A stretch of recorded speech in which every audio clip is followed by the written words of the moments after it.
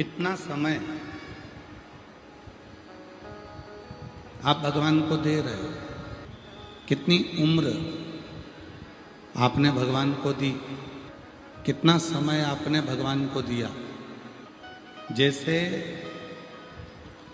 कभी कभी पत्नी कह देती है कि तुम हमको समय नहीं देते,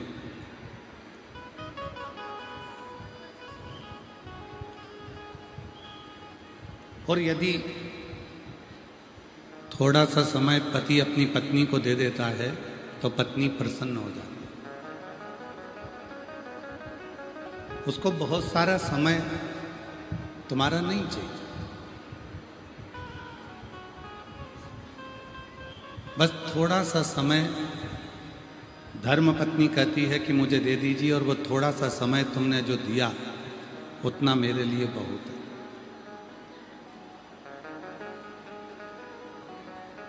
मुझे बहुत समय नहीं चाहिए, आप मुझे केवल थोड़ा सा समय दे दो, वो समय मेरे लिए बहुत है। उसी तरह थोड़ा सा समय यदि पति पत्नी को दे दे तो पत्नी उसकी जिंदगी भर सेवा करने को तैयार रहती है। उसी तरह अगर संसार का मनुष्य 24 घंटे में से थोड़ा सा समय देवाधिदेव महादेव को दे दे तो महादेव उसके दुख को मिटाने के लिए तत्पर खड़े हैं।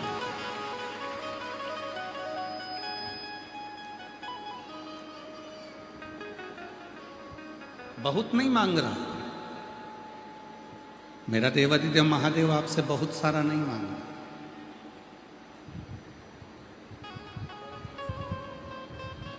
चौबीस घंटे परमात्मा ने आपको और हमको दिए।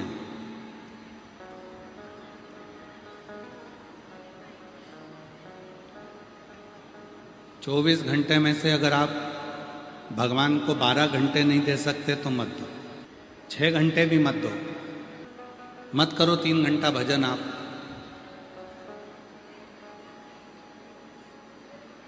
पर शास्त्र कहता है 24 घंटे में से 3 घंटा भजन करो, 3 घंटा नहीं कर सकते तो 1.5 घंटा करो, 1.5 घंटा नहीं कर सकते तो 1 घंटा करो, 1 घंटा भजन नहीं कर सकते तो कम से कम आधा घंटा करो, आधा घंटा नहीं कर सकते तो 15 मिनट करो, 15 मिनट नहीं कर सकते तो 5 मिनट करो, और 5 मिनट भजन नहीं कर सकते तो 1 मिनट करो, और 1 मिनट भी नहीं कर सकते तो चुल्लू भर पानी में डूब मरो।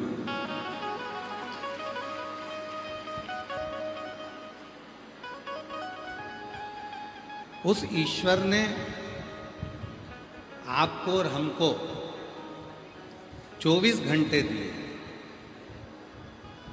और हम जानते हैं कि कोई भी 24 घंटा भगवान का भजन नहीं कर सकता। हम बोल भी देंगे ना तो तुम लोग 24 घंटा भगवान का भजन नहीं करो, और हम कह भी दें कि तुम 12 घंटा कर लो तो तुम 12 घंटा भी नहीं करोगे। तो जो तुम करो ही नहीं तो हम काय को बोल के अपना समय बर्बाद करें। शिव पुराण कहती है 24 घंटा भजन नहीं कर सकते, 12 घंटा नहीं कर सकते, 6 घंटा नहीं कर सकते, 3 घंटा नहीं कर सकते, 1.5 घंटा नहीं कर सकते, आधा घंटा नहीं कर सकते।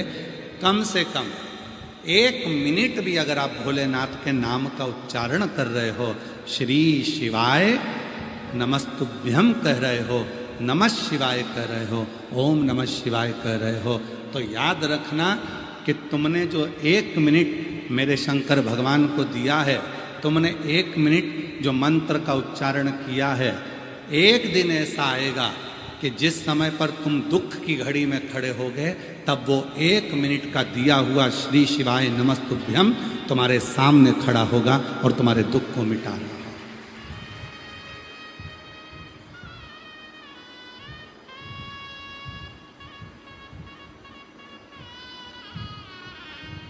एक मिनट का भजन, 1 मिनट का स्मरण तुम्हारे जीवन को सुखी कर दे, आनंदित कर दे। कितना समय आप परमात्मा को दिए हो?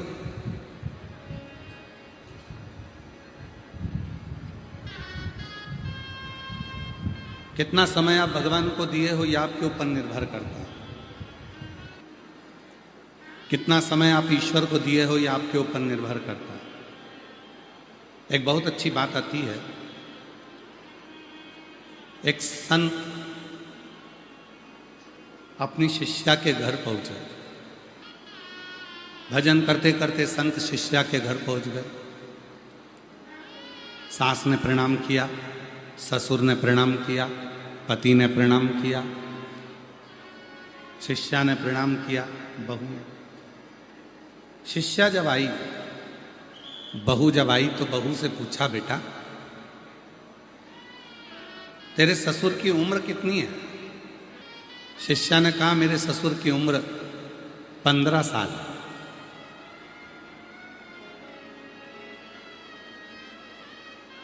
सास को गुस्सा आ गया,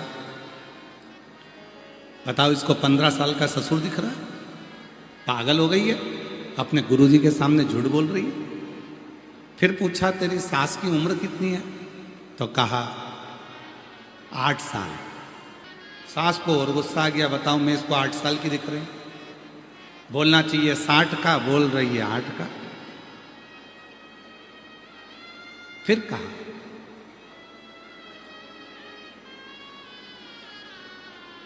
तुम्हारे पति की उम्र कितनी है?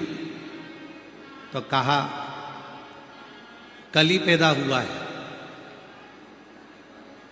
और तुम्हारी उम्र कितनी है? कहा 48 वर्ष मेरी उम्र है। सास कहती है कि महाराज मेरी बहू पक्की झुटेली है, झूठ बोल रही है।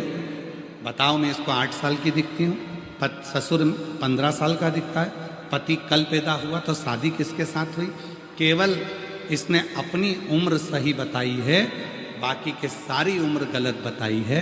इतने में संत ने कहा, माँ मैं तुम्हारी बहू से तुम्हारी उम्र नहीं पूछ रहा था, मैं तुम्हारी बहू से तुम्हारे शिवालय जाने का, शिव पुराण सुनने का, कथा में जाने का पूछ रहा था कि तुम सत्संग में, भजन में, कथा में कितने सालों से लगी हो। ससुर 15 साल से भजन में लगा है, भले उसकी उम्र 75 साल है, पर सही उम्र तो 15 साल है जो भगवान की भक्ति में लगाई गई। तुम्हारी उम्र भले 60 साल है, पर तुम्हारी सही उम्र 8 साल है कि तुम 8 साल से शिव पुराण की कथा सुन रहे हो, तुम 8 साल से शिवालय जा रहे हो, तुम 8 साल से भगवान का भजन कर रहे हो, तुम 8 साल से भगवान की भक्ति में डूबे हो, तुम 8 साल से भगवान का नाम ले रहे हो, तुम 8 साल से नमः शिवाय कर रहे हो, तुम 8 साल से 1 लोटा जल चढ़ा रहे हो, तो तुम्हारी सही उम्र भले 60 की हो, पर सही उम्र 8 की है। और पति से रोज कहती थी, दूधनाल में कथा चल रही है, चलो कथा सुनने चलो। रोज कहती थी मंदिर चलो, शिवालय चलो, कभी नहीं गए। तीरथ चलो, कभी नहीं गए। बस कल ही कथा में दूधनाल आए हैं, मतलब मेरे पति का जन्म कल ही हुआ है, इतने साल तो व्यर्थ ही हुआ। और मैं 48 वर्ष की, बचपन में भी भजन करती थी, युवानी में भी करी, आज मैं अपने ससुराल में भी भजन कर रही हूं, जो मायके में मैंने किया। कर्म, कितना तुमने शिव का भजन किया, कितना तुमने भगवान की भक्ति करी, कितनी उम्र तुमने भगवान के भजन में लगाया, सबसे ज्यादा जरूरी वही है। बाकी का समय तो तुमने जो निकाला कमाने में, परिवार में, कुटुंब में, कबीले में, ये सब गिनती में नहीं आया। गिनती में तो वही आया जो तुमने परमात्मा के लिए लगाया। और याद रखना मेरी जीजियों,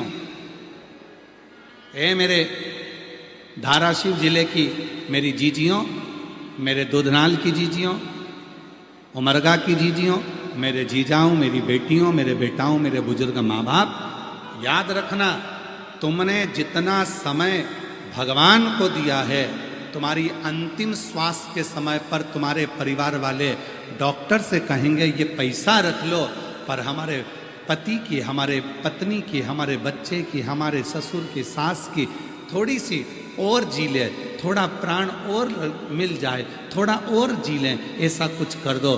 वो डॉक्टर कहेगा मैं अपना पूरा काम कर रहा हूँ, आगे उसकी मर्जी है। तो याद रखना, तुमने जितना समय भोलेनाथ को दिया है, तुम्हारी अंतिम समय में उतना समय मेरा बाबा तुमको बढ़ा देगा और तुम्हें स्वस्थ कर कर तुम्हारे घर तक पहुँचा देगा।